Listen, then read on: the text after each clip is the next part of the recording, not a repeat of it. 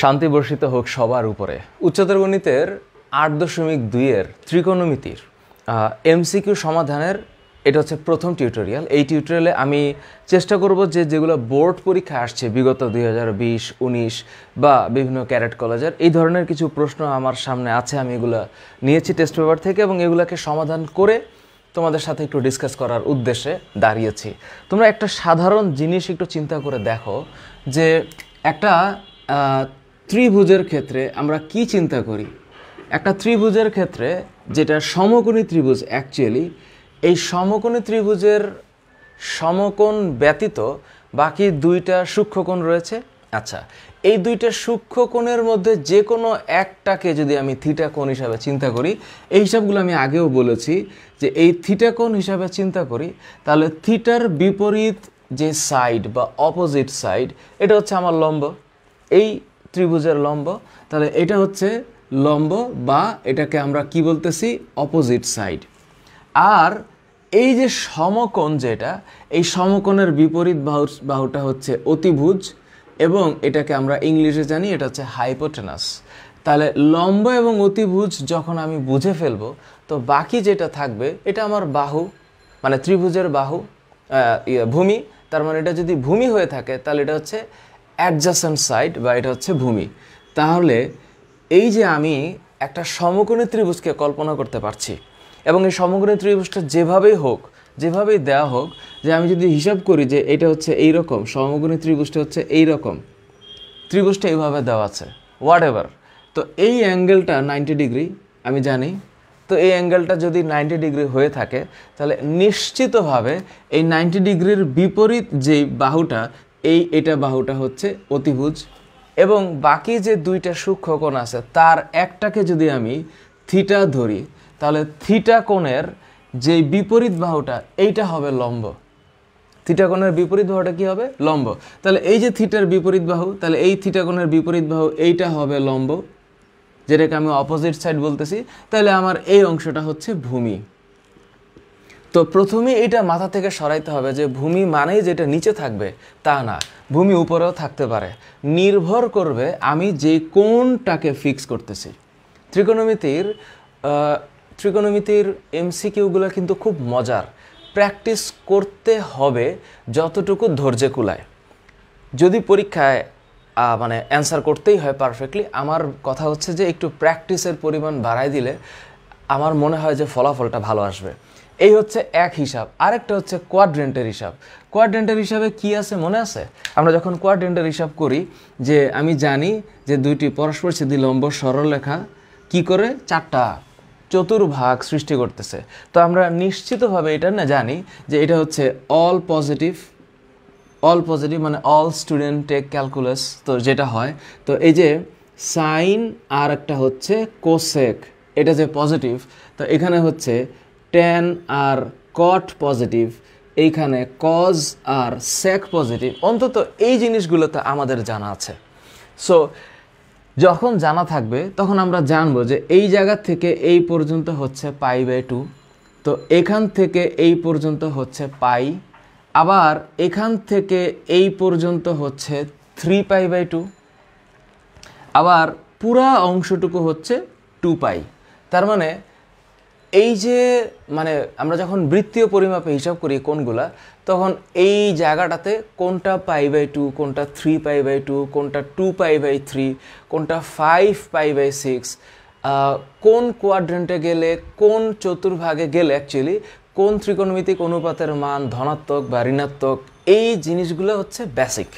তো বেসিক যখন আমার ক্লিয়ার থাকবে, যে আমি যখন জানবো যে এখানে সাইন কোসেক পজিটিভ, এটা সাইন কোসেকের ঘর, সেকেন্ড কোয়াড্রেন্ট, এটা হচ্ছে থার্ড কোয়াড্রেন্ট যেটা হচ্ছে ট্যান কটের ঘর, আরেকটা হচ্ছে কস সেক, এটা হচ্ছে ওদের জন্য পজিটিভ, বাকিদের জন্য নেগেটিভ।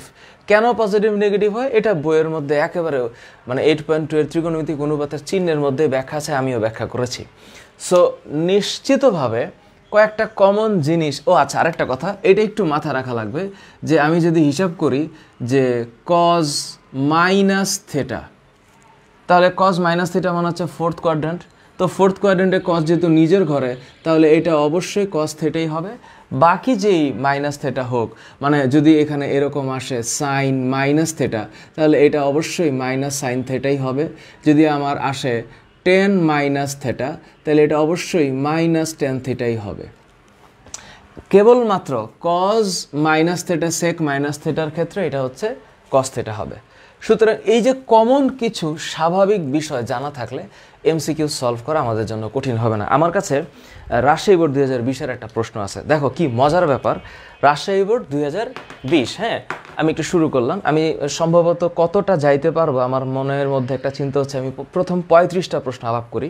সাইন এ, যদি প্রথম প্রশ্নটা হচ্ছে যে সাইন এ এর মান হচ্ছে 1/√2, 1/√2, এই মানটা দিয়া ওরা প্রশ্ন করছে যে cos 2 এর মান কত, cos 2a এর মান কত।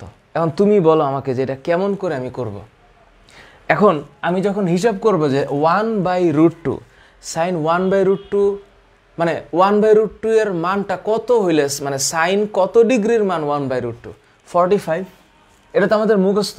তার মানে আমি কি লিখতে পারি না যে sine A is equal to এই যে এইখানে এটা হচ্ছে সাইন 45 ডিগ্রি, পারি। তো এটা যখন আমি লিখবো অনুপাত সমান হয়ে গেলে কোণের মানও সমান হয়, তাহলে এর মান যদি 45 ডিগ্রি হয়, এইখানে cos 2a মানে হচ্ছে 2 × 45 ডিগ্রি, তার মানে এটা হচ্ছে cos 90 ডিগ্রি।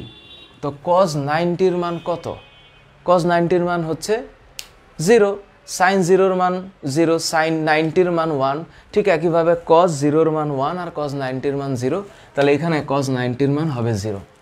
এই যে রাজশাহী বোর্ড 2020-এর প্রশ্ন, এটা তো আমি বলতে গিয়ে ব্যাখ্যা বেশি করেছি, তুমি এক দেখায় বুঝে ফেলবা যে সাইন এ, এবং এটা খুব দ্রুততার সাথে নির্ভুলতার সাথে করা লাগবে যে সাইন এ মানে 1/√2, 1/√2 হচ্ছে 45, সো 40 × 2 মানে 90, cos 90 মানে 0। এবং এটা চিন্তা করার জন্য লেখারই দরকার নাই, আমি একটু লিখে ব্যাখ্যা করেছি, বাট আমি নিশ্চিত এই চিন্তাটা একটা হিউম্যান ব্রেন না লিখে করে ফেলতে পারে, সম্ভব।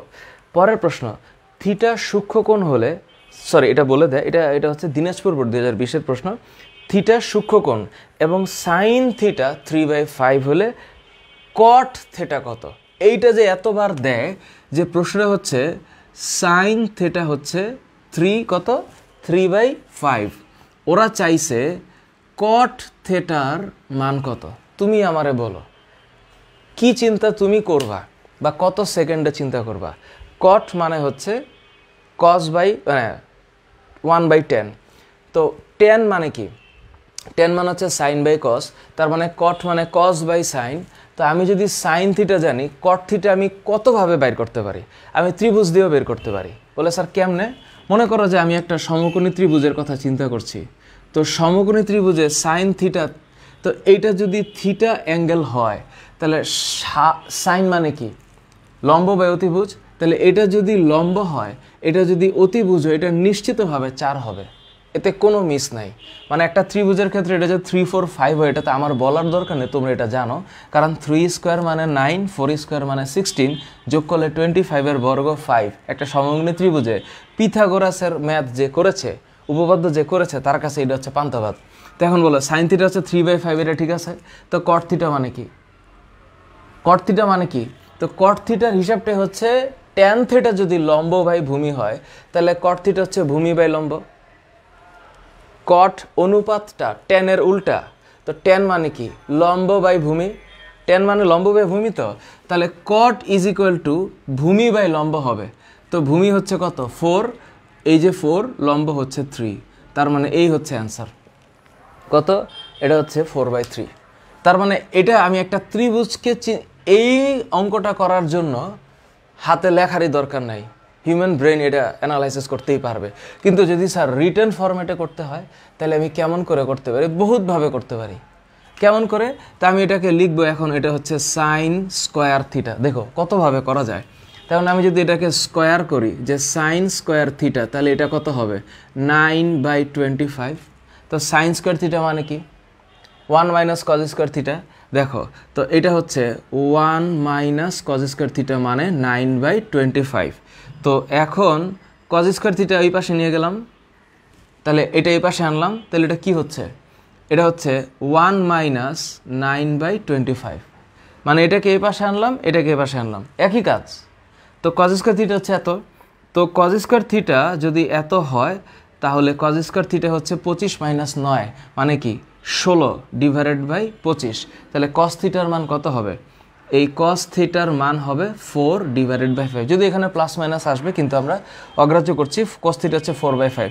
তো সাইন থিটা যদি 3/5 হয়, কস থিটা যে 4/5 এটা তো আমরা জানি, কারণ কস থিটা মানে কি ভূমি বে অতিভুজ, তো যে ভূমি 4 অতিভুজ 5, মানে এটা দিয়ে আমি কস থিটার মান পাইলাম। এখন আমি কট থিটা চাই, তো কট থিটা মানে হচ্ছে cos theta by sine theta, একই তো।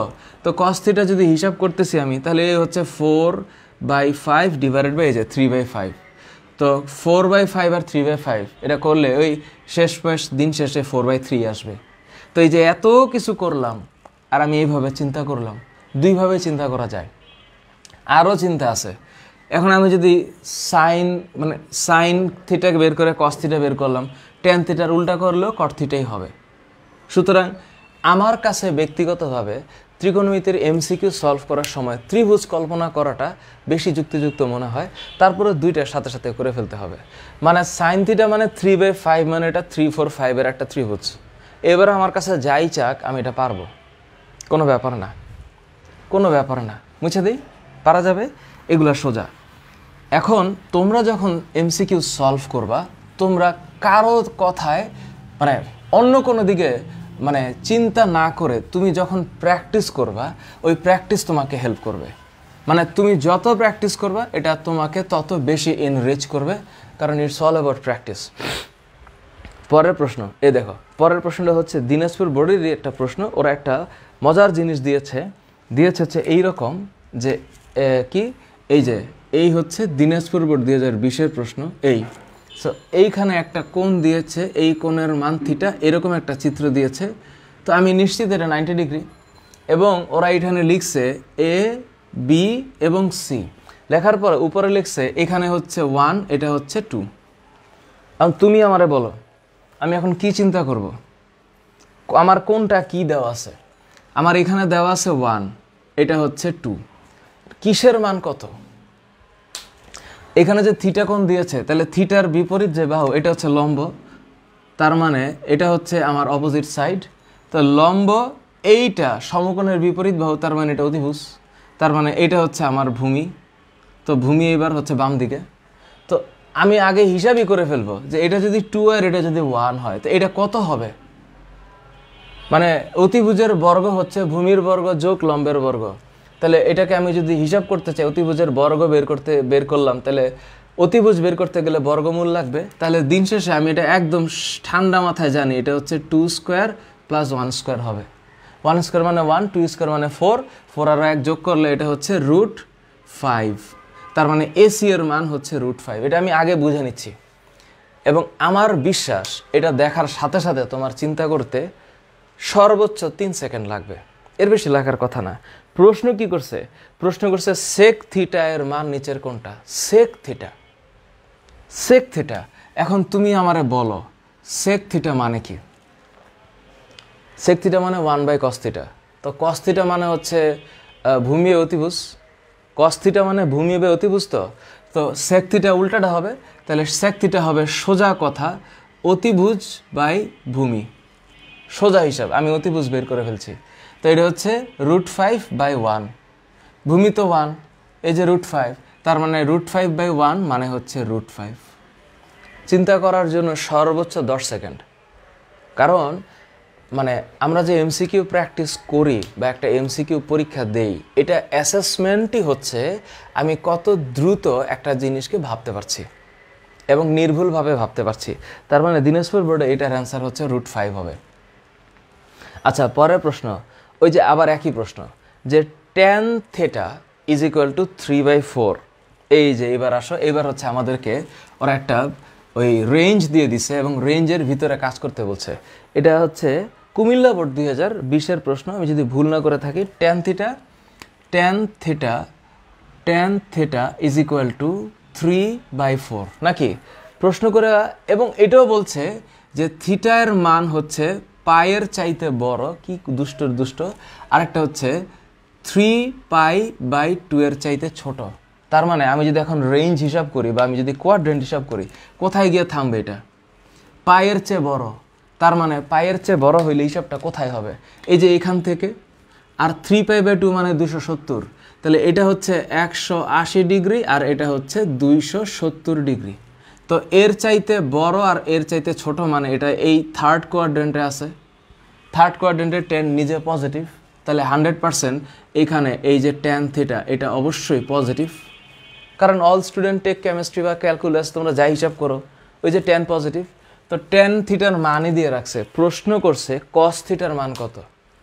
তো cos থিটা বাইর করার জন্য তো আগে মানে হিসাবটা কেমন করে করব। তা আমি জানি যে এই tan থিটা যদি এখানে কি দেওয়া আছে 3/4, tan theta equals to 3/4, cos থিটার মান কত। তো এখন আমি কিভাবে চিন্তা করতে পারি, আমার চিন্তার ধরনটা কি হবে? তো আমি যদি এটা হিসাব করি যে এই tan থিটা হচ্ছে 3/4, তাহলে tan থিটা 3/4 হলে আমি এখানে একটা ত্রিভুজ কল্পনা করতে পারি যে এই ত্রিভুজে দেখো, এই ত্রিভুজে লম্ব হচ্ছে কোনটা? যদি এটা হচ্ছে থিটা হয় তাহলে লম্ব হচ্ছে এটা 3, ভূমি হচ্ছে 4, তাহলে এটা যদি 3/4 হয় এটা হচ্ছে 5 হবে। তো যদি 5ই হয়, আমার কাছে দেখো আমি কত ইজি করতে পারি। তাহলে আমার কাছে চাইছে cos থিটা, তো cos থিটার মান কি? ভূমি বা অতিভুজ? তো ভূমি কত? ভূমি হচ্ছে 4, অতিভুজ হচ্ছে 5, কিন্তু এই রেঞ্জ হচ্ছে কোথায়? থার্ড কোয়াড্রেন্টে। থার্ড কোয়াড্রেন্টে cos থিটার মান কি ধনাত্মক না ঋণাত্মক? এটার মান ঋণাত্মক হবে, কারণ কি থার্ড কোয়াড্রেন্টে তো tan আর cot পজিটিভ। তাহলে এই যে এখানে -4/5, তার মানে আমি যদি এখানে একটা ত্রিভুজ আঁকাইতাম, এই যে ত্রিভুজ, তখন সেক্ষেত্রে আমার ভ্যালুটা এই পাশে চলে আসতো, যে থিটার মানটা হচ্ছে এই পাশে, অর্থাৎ থার্ড কোয়াড্রেন্টে যদি tan থিটা পজিটিভ হয়, cos থিটার মান হচ্ছে নেগেটিভ, এবং এটার অ্যান্সার হচ্ছে -4/5। মানে আমি এমসিকিউতে একটা ত্রিভুজকে কল্পনা করে ভ্যালু বের করে ফেলতে পারবো। আমার এই রেঞ্জের দিকে আমাকে তাকাইতে হবে যেটা কোন জায়গায় আছে, থার্ড কোয়াড্রেন্টে আছে। So I can do that. আচ্ছা, এটা একটা হিসাবে। অন্য আরেকটা হিসাব আছে, কিন্তু আমি চাচ্ছি এই এগুলোর ব্যাখ্যা আমি অলরেডি দিয়েছি ইয়েতে, ওই সৃজনশীল সমাধানের ক্ষেত্রে। দেখো আরেকটা প্রশ্ন হচ্ছে cos থিটা মান, এটা কি লিখেছে? cos থিটার মান হচ্ছে b/a। আবার দেখো প্রশ্ন হচ্ছে এরকম যে cos থিটার মান হচ্ছে b/a। বুঝলাম, ওরা লিখে রাখছে যে এর মান b এর চাইতে বেশি এবং এটা 0-র চাইতে বেশি। তার মানে এই মানটার এই a এর মান বড়, b এর মান ছোট। তাহলে এটা একটা এটা কেমন হইলো বিষয়টা? b এর মান যদি ছোট হয়, a এর মান যদি বড় হয়, ভগ্নাংশটা অবশ্যই শূন্যর 0 পয়েন্ট সামথিং হবে, 1-এর কম হবে। তো 1-এর কম যদি হয়, প্রশ্ন করেছে আমাকে কি cot থিটা এর মান কত। আমি আবার একটা ত্রিভুজ কল্পনা করব যে এই হচ্ছে আমার ত্রিভুজ। তো ত্রিভুজ কল্পনা করলে cos মানে কি? ভূমি বা অতিভুজ। তো ভূমি হচ্ছে b, এটা হচ্ছে আমার থিটা, অতিভুজ হচ্ছে আমার a। তাহলে এটা কত তুমি বলো আমাকে? এটা হচ্ছে অ্যাকচুয়ালি √, এই যে অতিভুজের বর্গ মাইনাস ভূমির বর্গ। তুমি করে দেখো, একটু ভাবো। তাহলে এটাই যদি হয়, আমার কাছে চাইছে cot থিটা, কি চাইছে হচ্ছে cot থিটা। তো cot মানে কি? tan এর উল্টা। tan মানে কি? লম্ব বাই অতিভুজ। তার মানে এখন কি হবে? অতিভুজ বাই লম্ব। তার মানে আমি যদি এখন cot থিটা বের করতে চাই, বিচিত্রভাবে করা যায়, এক লাইনে অঙ্ক শেষ। তো cot থিটা মানে হচ্ছে tan এর উল্টা। tan মানে লম্ব বাই অতিভুজ, তাহলে cot মানে অতিভুজ বাই লম্ব। তো অতিভুজ